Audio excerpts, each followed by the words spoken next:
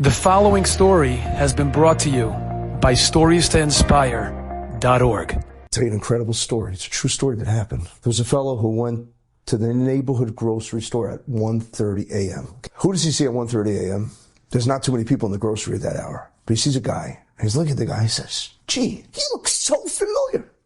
He says, 1 second. He says, we were in 6th grade together in junior high. I recognize you. He says, you're Michael, aren't you? He says, yeah, Michael.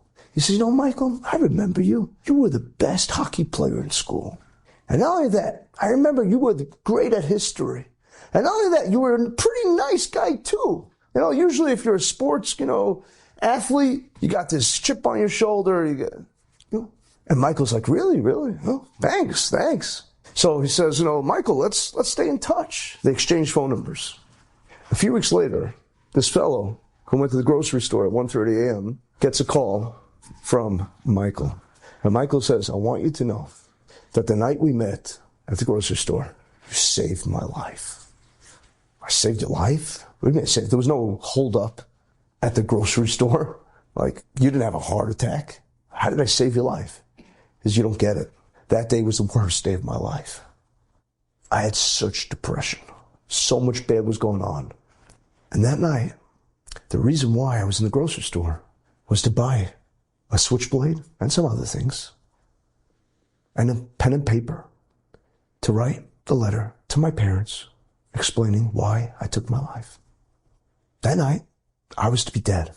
It was all over. He was going to kill himself. You told me that I was good at hockey. You told me that I was good at history. You told me that I was a nice guy. You gave me my faith back. You gave me hope again. You gave me something to believe in. I changed my mind.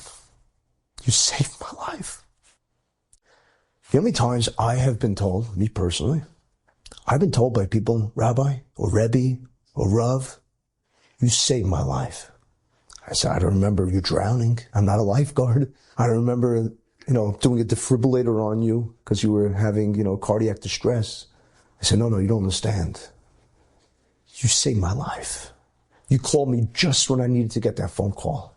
You gave me a hug just when I needed that hug. How many times do I give a sermon, to give a shiur, and somebody will come over to me and say, how did you know? I said, how did I know what? I know what? How did you know? I said, how did I know what? You said exactly who told you what was going on. I said, no one told me. Come on. I said, nobody told me. How did you know? I said, I don't know.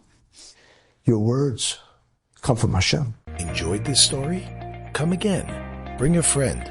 StoriesToInspire.org